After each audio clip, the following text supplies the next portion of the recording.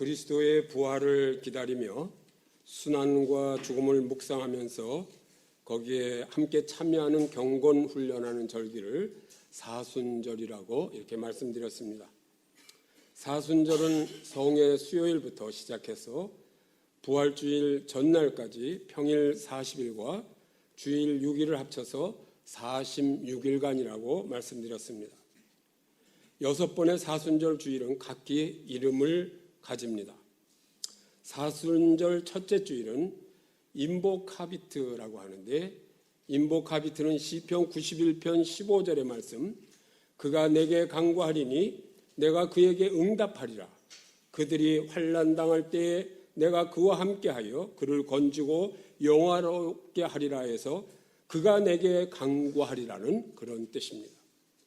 사순절 둘째 주일은 레미니스 제레인데, 이 레미니스 제레는 시편 25편 6절의 말씀, 여호와여 주의 긍휼하심과 인자하심이 영원부터 있었사오니 주여 이것들을 기억하옵소서 해서 기억하옵소서라는 뜻입니다.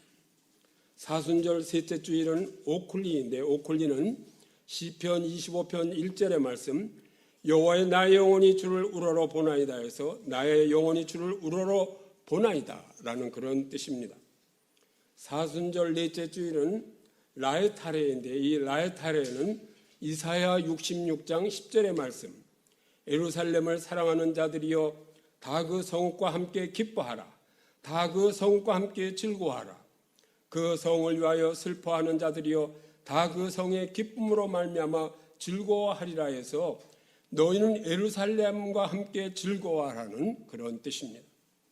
사순절 다섯째 주일은 유디카인데, 시편 43편 1절의 말씀, 하나님이여 나를 판단하시되 경건하지 아니한 나라에 대하여 내 송사를 변호하시며 간사하고 불의한 자에게서 나를 건지소서 해서 하나님이여 나를 판단하시되라는 그런 뜻입니다.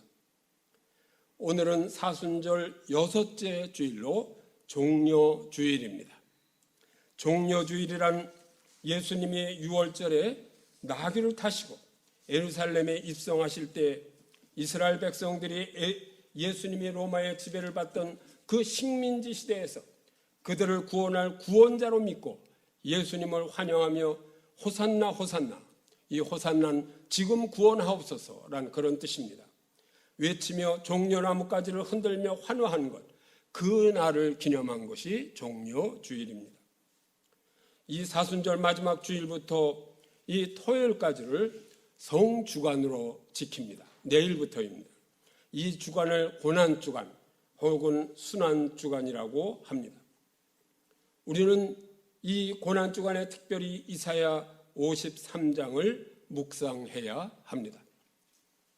그리고 이 고난주간에 특별히 자기의 모든 죄를 세탁하는 그런 한 주간이 되시기 바랍니다. 저쪽에 제가 죄를 회개하는 그 제가 가지고 저만 하는 그런 것이 있는데 10통을 이렇게 프린트해 놨습니다. 필요하신 분은 가져가십시오. 그래서 성경 말씀 중에 150절을 그냥 우리가 회개 기도하면 내 죄가 생각이 나질 않아요. 그래서 성경 말씀을 이렇게 보면서 기도하면 그러면 그 말씀에 따라서 내가 잊었던 그런 죄도 기억이 새롭게 나면서 회개합니다. 그렇게 해서 이 고난주간에는 특별히 회개하며 주님 앞에 올바로 서는 그런 고난주간이 되시기를 간절히 축원합니다. 이 이사야 53장은 바벨론 포로기의 상황을 묘사한 말씀입니다. 포로 생활 중에 어떤 사람이 체포되어 처형되기까지의 과정을 묘사하면서 그 사람이 이스라엘의 구원의 역사에서 지닌 의미를 밝히는 그런 말씀입니다. 이사야 53장에 나타난 대로 보면 고난을 받고 있는 한 사람을 두고 어떤 사람들이 주고받는 이야기로 되어 있습니다. 한편에서는 그 사람은 많은 사람들에게 멸시를 받는 사람이었습니다. 그의 외모는 초라했고 늠름한 영웅적 모습은 전혀 없는 비극의 주인공으로 등장합니다. 그의 고통과 질고를 많은 사람들이 그가 죄한 죄값을 받는 것이라고 했고, 그렇기 때문에 사람들은 그를 멸시했습니다. 그러나 또 어떤 사람들은 고통과 질고를 당하고 사람들로부터 멸시를 받는 그를 보고 그가 희생제물이 되었다고, 그의 희생이 대속적인 기능을 행사하고 있다고 이렇게 고백합니다. 그가 받는 멸시와 고통은 자기 자신의 죄값을 치르는 것이 아니라 다른 사람들을 구원하기 위한 그 대속의 행위라고 이렇게 고백합니다. 그 사람이 질고를 당한 것은 여호와의 뜻이었다고 이렇게 말합니다. 우리 이사야 53장 10절을 함께 봉독합니다. 시작. 여호와께서 그에게 상함을 받게 하시기를 원하사 질고를 당하게 하셨은즉 그의 영혼을 속건제물로 드리게 이르면 그가 씨를 보게 되며 그의 날은 길 것이요 또 그의 손으로 여호와께서 기뻐하시는 뜻을 성취하리로다. 이처럼 이사야 53장은 예수님의 순환의 대속적 성격을 이해할 수 있는 그런 예비적 교훈입니다. 신약 성경에는요, 사도라는 단어는 주로 사도행전과 서신서에서 많이 사용되고 있습니다. 반면에 제자라는 단어는 사도행전과 사복음서에만 사용되고 있습니다. 이 제자라는 용어가 마태복음에 72번 사용되고 마가복음에 46번, 누가복음에 37번, 요한복음에 78번, 사도행전에 28번이 나옵니다.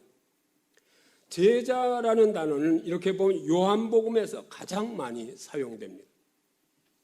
그런데 요한복음 중에서도 예수님의 순환을 기록한 18장과 19장에서 이 제자라는 용어를 13번이나 사용하고 있습니다. 이것은 예수님의 순환이 제자들과 관계가 있다는 말씀입니다. 말하자면 예수님의 순환은 잘못된 제자들과의 관계를 회복시키신다는 그런 말씀입니다. 요한복음 18장에서 유다는 예수님과 제자로서의 좋은 관계가 되었었는데 그 관계를 이용하여 예수님을 죽음으로 몰고 간 그런 사람으로 묘사됩니다. 베드로는 대제사장의 뜰에서 체포된 예수님과 나는 전혀 관계가 없는 사람이라고 부인합니다. 나는 예수님의 제자가 아니라고 3번이나 베드로는 부인합니다. 3번이나 전혀 관계가 없는 사람이라고 부인한 베드로를 상상해 보십시오. 요한복음 18장 19장에서 예수님께서 겪으시는 고난은 예수님과 가장 가까운 사람들의 배신 때문에 모욕을 당하는 그런 장면들입니다. 요한복음 18장 1절부터 11절은 유다와의 관계, 이 배반에 관한 이야기입니다. 요한복음 18장 12절부터 27절은 베드로와의 관계, 부인에 관한 이야기입니다. 요한복음 18장 28절에서 19장 16절까지는 빌라도의 신문과 사형 선고의 이야기인데 이 예수님과 동족의 배반, 같은 동족의 배반에 관한 이야기를 쓰고 있습니다. 요한복음 19장 17절부터 27절은 예수님께서 십자가형을 받으시면서 관계를 창조하시는 그런 장면, 관계를 다시 창조하십니다. 요한복음 19장 28절부터 37절은 성경과 예수님의 관계를 이야기하는 장면이며 예수님의 돌아가심을 이야기하고 있습니다. 요한복음 19장 38절부터 42절은 다른 제자들과 예수님과의 관계를 이야기하는 장면으로 무덤에 묻히시는 장면입니다. 예수님께서 왜 십자가를 지셨는가? 그분의 새로운 관계를 맺으시기 위해서 십자가를 지셨습니다. 배신하는 제자들과 새로운 관계를 맺으시기 위해서 십자가를 지신 것입니다. 예수님께서 걸어가셨던 십자가의 길, 이 비아돌로로사, 오늘날 우리도 이 길을 걸으며 예수님과의 관계를 회복하시는 그런 성도 여러분 되시기를 간절히 축원합니다. 예루살렘 교회는 일찍부터 고난주간 첫 순환일에 예수님께서 걸어가셨던 십자가의 길 비아돌로로사는 예루살렘 성에 있는 길 이름입니다. 를 걸으면서 그리스도의 순환을 명상하는 그런 의식을 행하고 있습니다. 우리도 지금 예루살렘에는 없지만 묵상하면서 그 길을 걸어가십시오. 비아 돌로로사는 빌라도가 예수님을 재판한 법정에서 성 밖에 있는 골고다에 이르는 약 800m 되는 길을 가리키는 라틴어 이름입니다. 예로부터 이것을 순례하는 성도들은 비아 돌로로사 거리에다가 특별히 기억해야 할 14곳을 표시하였고 그 뜻을 명상하며 기도하였습니다. 첫째 지점입니다. 예수님이 사형 언도를 받으셨다는 곳입니다. 머릿속으로 묵상해 보시기 바랍니다. 빌라도가 예수님을 십자가에 못 박으라고 유대인들에게 내어줄 때 예수님께서 계시던 그곳입니다. 지금은 아랍인 학교 마당으로 사용되고 있다고 합니다. 요한복음 19장 16절 이에 예수를 십자가에 못 박도록 그들에게 넘겨주니라. 나에게 이 빌라도와 같은 일은 없었는가? 자기 자신을 성찰해 보십시오. 복음을 변명할 때 변명하지 않고 세상 사람들에 밀려 내 안에 계신 예수님을 십자가에 못 박고 나는 모른다고 입 다물고 있었던 때는 나는 없었는가? 빌라도와 같은 마음을 가질 때 그때는 나는 없었는가? 묵상해 보시기 바랍니다. 요한복음 19장 12절을 함께 보시겠습니다. 같이 보십니다. 시작. 이러함으로 빌라도가 예수를 놓으려고 힘썼으나 유대인들이 소리질러 이르되 이 사람을 놓으면 가이사의 충신이 아니니이다. 무릇 자기를 왕이라 하는 자는 가이사를 반역하는 것이니이다. 재판관인 빌라도도 죄를 인정할 수 없어서 놓아주어야 하는 그런 사건이었습니다. 둘째 지점은 예수님이 십자가의 형틀을 짊어지셨다는 그런 지점입니다. 요한복음 19장 17절입니다. 같이 보십니다. 그들이 예수를 맡음에 예수께서 자기의 십자가를 지시고 해골 히브리 말로 골고다라는 곳에 나가시니 예수님은 마침내 십자가의 형틀을 짊어지셔야 했습니다. 지금은 프란치스코 수도원이 있고 그 안에는 유죄 판결 예배당 채찍질 예배당이 있다고 합니다. 채찍질 예배당은 재판에 앞서 죄인을 매질하던 고문실이 있던 곳입니다. 예수님도 재판을 받기 전에 이곳에서 군인들에게 매질을 당하셨습니다. 군인들은 매질을 할 뿐 아니라 가시나무로 왕관을 엮어서 예수님의 머리에 씌우고 임금이나 입는 자홍색 홍포를 입혔습니다. 그리고 예수님 앞에 다가가서 유대인의 왕 만세하고 소리치면서 그러면서 조롱하며 예수님의 뺨을 때린 바로 그 수치스러운 장소입니다. 요한복음 19장 1절부터 3절을 같이 보시겠습니다. 시작. 이에 빌라도가 예수를 데려다가 채찍질하더라. 군인들이 갈시나무로 관을 엮고 그의 머리에 씌우고 자색 옷을 입히고 앞에 가서 이르되 유대인의 왕이여 평안할지어다 하며 손으로 때리더라.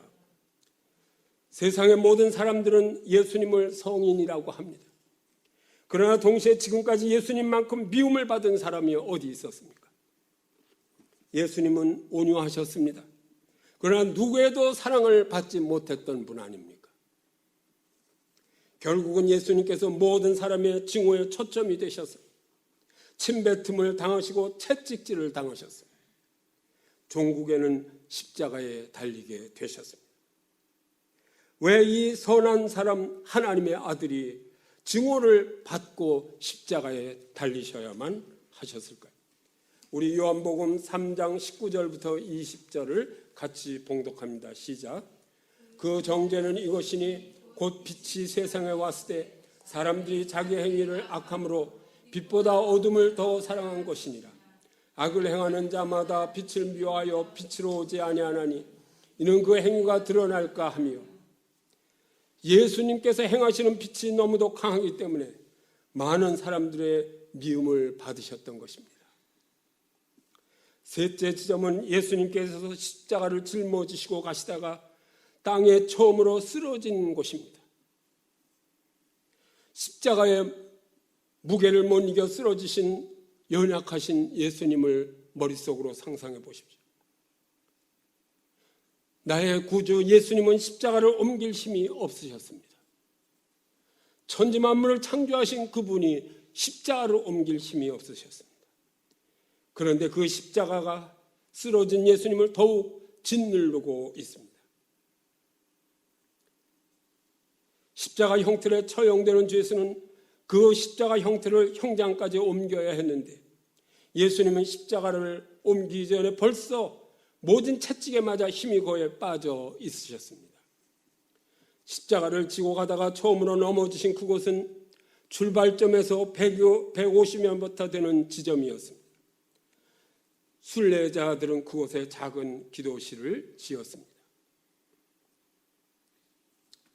넷째 지점은 예수님께서 비탄에 젖으신 어머니와 만나신 곳입니다.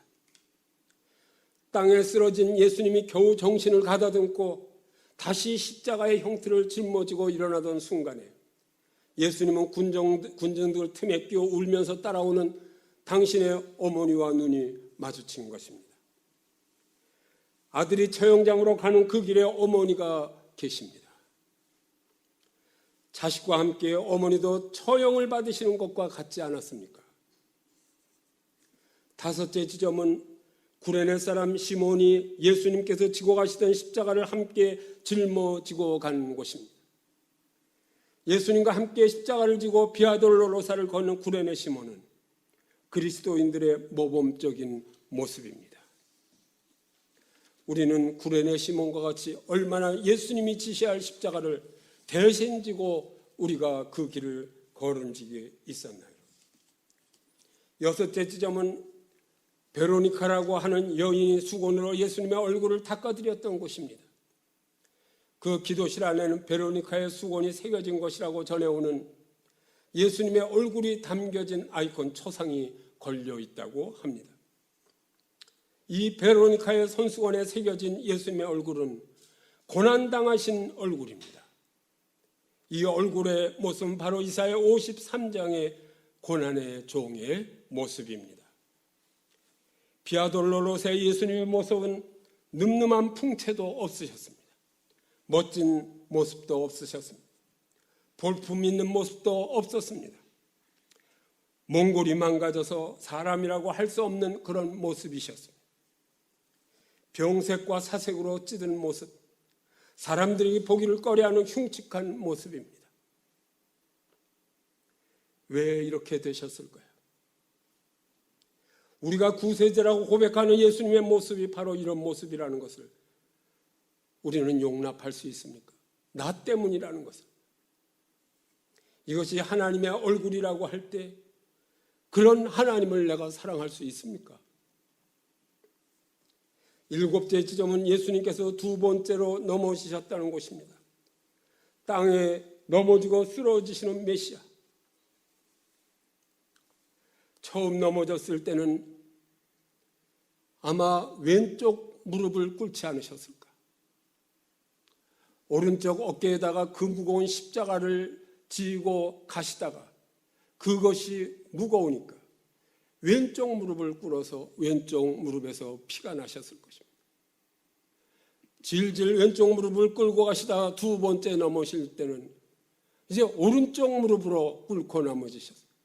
그 언덕 위에 뾰족한 돌들이 오른쪽 왼쪽 예수님의 무릎을 찢고 피가 흐르게 만들었습니다. 여덟 번째 지점은 예수님께서 통곡하는 예루살렘 여인에게 말씀하신 지점입니다. 그때 남성들은 다 어디 갔고 여인들만 눈물을 흘리며 통곡을 했을까요? 이제 골고다에 도착하는 대로 곧 처형될 사형수에게 여인들의 눈물이 무슨 의미가 있었겠는가?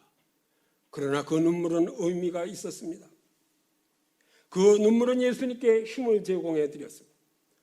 예수님께서 눈물을 흘리는 그 여인들과 남편들과 아이들과 그 가족들에게 닥칠 더 큰 슬픔을 위로하여 주실 수 있는 용기를 여인들의 눈물 때문에 얻으셨습니다. 누가복음 23장 28절 같이 보시겠습니다. 시작. 예수께서 돌이켜 그들을 향하여 이르시되 예루살렘의 딸들아 나를 위하여 울지 말고 너희와 너희 자녀를 위하여 울라. 우리가 고난주간에 십자가를 보고 울어야 할 대상은 그렇게 힘들고 피를 흘리시면서 가시는 예수님이 아니라 바로 우리 자신과 우리 가족을 위해서 울어야 한다는 말씀입니다. 9번째 지점은 예수님께서 3번째로 넘어지신 곳입니다. 예루살렘 교회는 예수님께서 빌라도의 법정에서 십자가를 지시는 골고다까지 3번 넘어지셨다는 그런 전설을 간직하고 있습니다. 예수님께서 3번째 넘어지신 것은 이제 골고다 정성까지 50m 남겨둔 지점이라고 합니다. 이제 전체 800m에서 거의 다 왔습니다. 골고다 언덕까지. 처음 2번 넘어지신 것은 아마 십자가가 무거워서 힘겨워서 쓰러지셨을 것입니다. 그러나 3번째 처형, 그 넘어지실 것을 3번째 그 처형당할 골고다 언덕을 50m 남겨두고 그것을 바라보면서 쓰러지시진 않으셨을까? 우리도 이 길을 걸을 때 우리도 메시아 예수님보다 강하지 못함을 알아야 합니다. 때로는 십자가가 무거워서, 때로는 고통이 주는 공포감 때문에, 절망감 때문에 이 비아 돌로로사에서 우리도 쓰러집니다. 그때마다 비아 돌로로사를 걸으셨던 예수님을 붙들고 용기를 내고 사탄에게 지지 않고 승리하는 여러분 되시기를 간절히 축원합니다. 10번째 지점은 예수님께서 실오라기 하나 걸치는 것이 허용되지 않았던 곳입니다. 부끄러운 감정마다 허용되지 않았던 곳입니다. 벌거벗겼던 곳입니다. 말이 됩니까? 이 부끄러움을 가려주는 옷은 맨 처음 하나님께서 직접 아담과 하와에게 만들어 입혀주셨던 것입니다. 그 옷을 강제로 벗긴다는 것은 인간으로서 감당하기 어려운 그런 모욕입니다. 이것은 시편 22편 18절의 말씀과 일치합니다.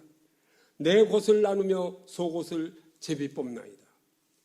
요한복음 19장 23절에 보면 예수님의 옷은 위에서부터 통으로 짠 것이었습니다.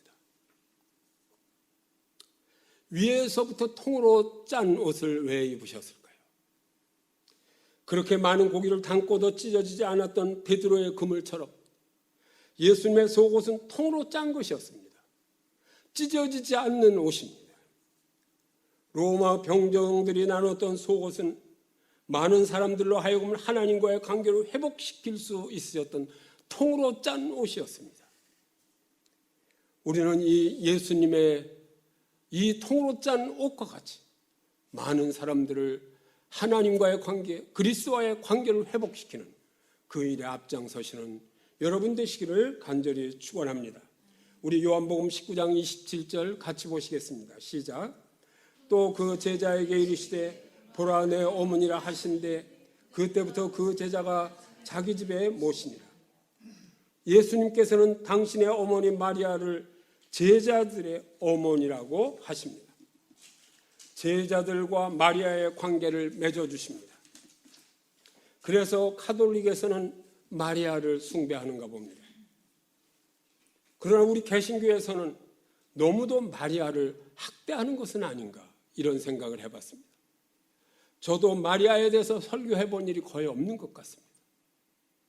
마리아가 뭐가 그렇게 잘못됐습니까? 교회의 어머니는 아닌지 모르지만 우리의 어머니입니다. 예수님께서 제자들에게 너희의 어머니라고 관계를 맺어주신 그 마리아는 우리의 어머니도 되십니다.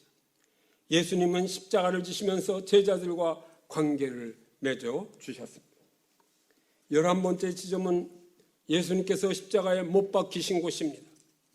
군인들은 예수님을 발가벗긴 다음에 그를 들어 땅 위에 놓여있는 십자가의 위에 눕혔습니다.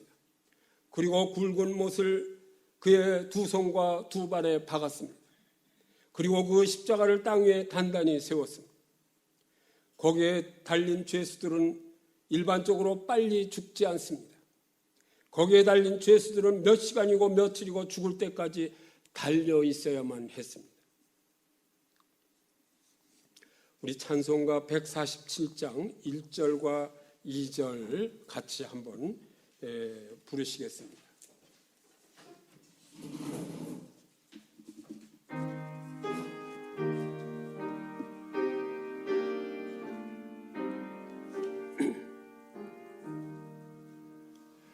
거기 너 있었는가 그때에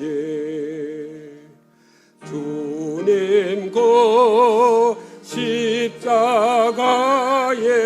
달릴 때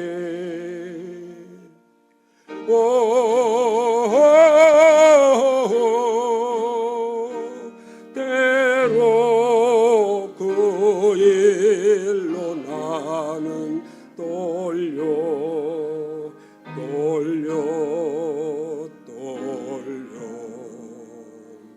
거기 너 있었는가 그때에 거기 너 있었는가 그때에 주님 그 나무 위에 달릴 때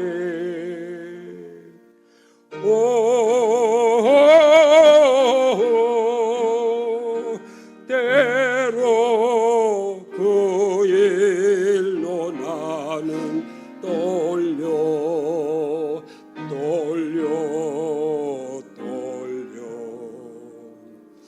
거기 너 있었는가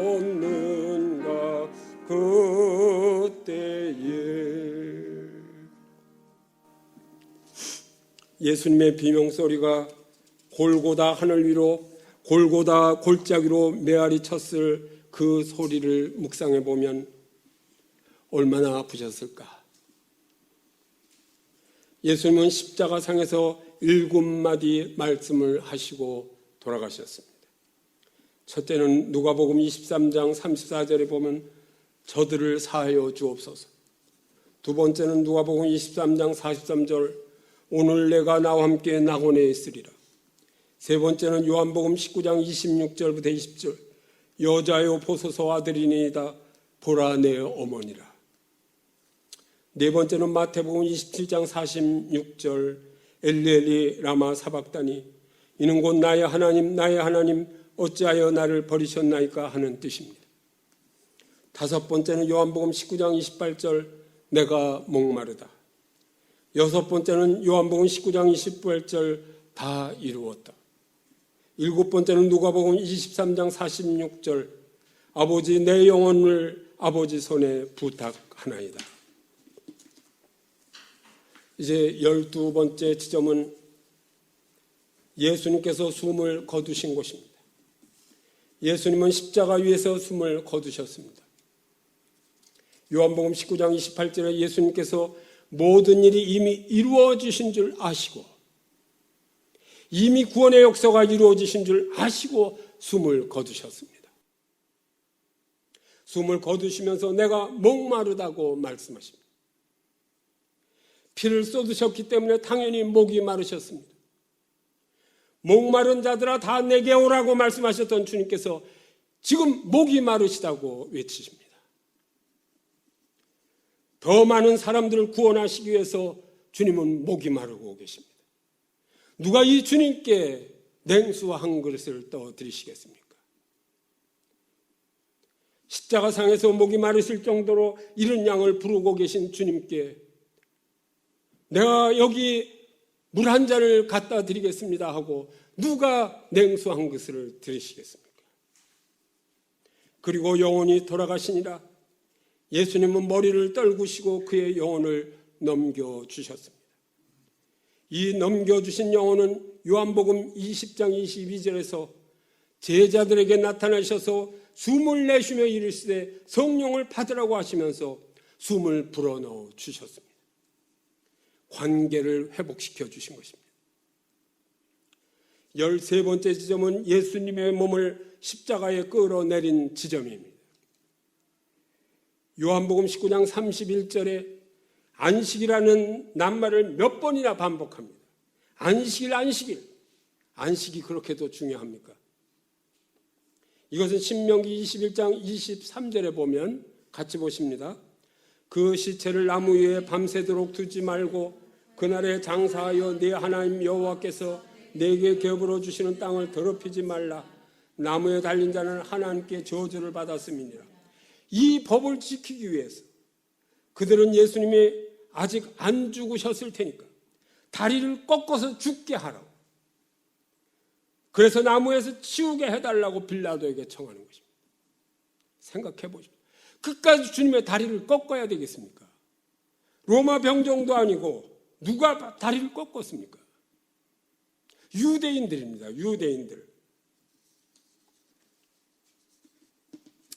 그러나 병정들이 예수님의 다리를 꺾으려고 와보니 이미 죽으셨기 때문에 다리를 꺾지 않았다고 말씀합니다. 그러나 군인 가운데 하나가 창으로 그분의 옆구리를 찔렀습니다. 창으로 예수님의 옆구리를 찌르자 물과 피가 흘러나왔습니다. 요한복음 19장 35절에 이를 본 자가 증언하였으니 무엇을 증언하였습니까? 물과 피를 흘리신 것을 증언하였는데 이 증언의 이름은 무명입니다. 누군지 모릅니다. 그 뒤에 아리마대 사람 요셉이 빌라도에게 예수님의 시체를 가져가게 해달라고 청합니다.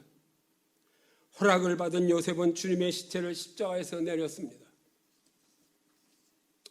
그리고 언젠가 밤중에 예수님을 찾았던 니고데모도 모략을 100근쯤 가지고 왔습니다. 이 아리마대 사람 요셉이나 니고데모는 12제자에 속하지 않은 사람인데 끝까지 주님께 봉사한 제자들입니다. 이 두 사람은 예수님의 시체를 기름으로 대강 씻고 천으로 쌌습니다.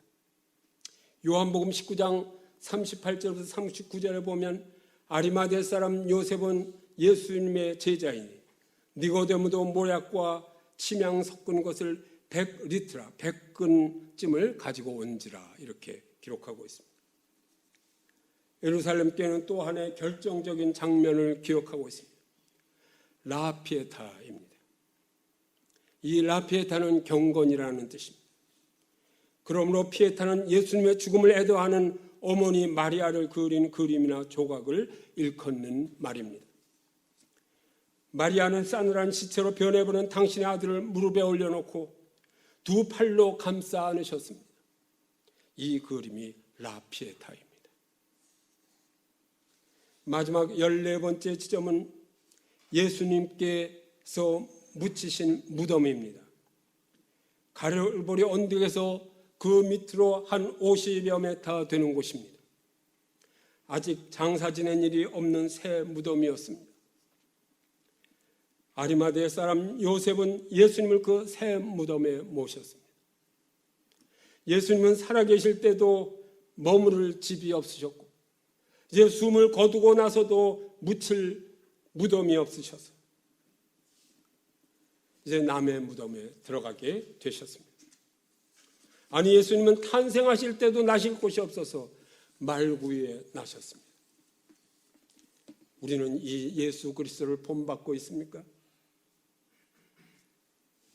누가 이 나실 때와 사역하실 때 빈방 하나도 드렸더라면 하나님께서 얼마나 큰 복을 내려주셨을까?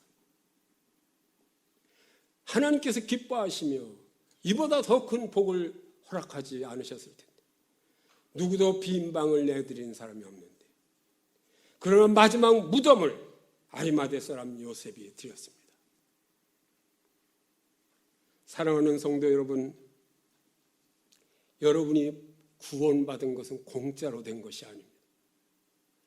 이 예수님의 이 피 흘리심, 이 골고다 언덕으로 오르시며 십자가에 피 흘리신 그 공로로 우리가 의롭다고 인정하고 하나님의 아들로 된 것을 믿으시기 바랍니다. 얼마나 감사합니까? 여러분이 용서받은 것은 그냥 용서받은 것이 아니라 예수님께서 내 죄를 씻어주시기 위해서 아무 죄 없으신 분이 십자가에서 그 많은 피를 흘리시고 목마르다고 하시면서 고통을 당하셨기 때문인 것을 기억하시기 바랍니다. 그렇기 때문에 아무것도 안 주신다 하더라도 I want nothing. 나는 필요 없습니다. 오직 주님 한 분이면 됩니다 하는 이런 신앙 고백이 있으시기 바랍니다. 요셉은 이 땅에서 주님께 마지막으로 무덤을 드렸는데 우리는 이 구원의 감격을 누리면서 주님께 무엇을 드리실 수 있겠습니까? 주님께서 11절을 원하시겠습니까? 큰 성전을 건축해서 바치기를 원하시겠습니까? 목마르다고 하신 그분께 냉수 한 그릇을 드리는 것을 주님은 원하고 계십니다. 무엇에 목말라 하십니까? 주님은 지금도 목말라 하십니다. 많은 믿지 않는 하나님께로 떠난 자들이 자기의 하나님께로 돌아오기를 목마르게 기다리고 계십니다. 그 빈 마음을 예수님께 채워드리는, 그래서 예수님의 목마르심을 그렇게 만족게 해드리는 그것을 주님은 이 시간에 원하고 계십니다. 우리 이 고난주간을 참으로 다시 한번 회개하며 내가 정말 이 은혜에 감사하며 살았는가? 내가 지금 거지면 어떻습니까? 내가 아무것도 없으면 어떻습니까? 내가 하나님의 아들인데 내가 이런 신앙이 있는가? 다시 한번 회개하면서 내 안에 주신 이 평강, 내가 주신 이 은혜를 가지고 많은 사람들에게 복음을 전해서 목말라 하시는 주님께 영광과 기쁨을 드리는 그런 성도 여러분 되시기를 간절히 축원합니다. 함께 기도하시겠습니다. 할렐루야. 거룩하시고 감사하신 아버지 하나님, 참으로 티끌만큼도 못한 저희들을 사랑하셔서 하늘의 보호자를 버리시고 이 땅에 오셔서 아버지 그 십자가에 못 박혀 피 흘려 주심으로 우리의 모든 죄를 사해 주시고 하나님의 자녀 삼아 주신 것 감사합니다. 주님, 이 은혜 하나만으로 만족합니다. 주님, 이렇게 하나님의 자녀 되도록 인도하여 주신 것 감사합니다. 우리가 감격 감사하며 항상 기뻐하며 찬송하며 복음을 전하는 당신의 신실한 아들, 딸들이 되도록 축복하여 주시옵소서. 우리 주 예수 그리스도의 이름으로 기도드리옵나이다.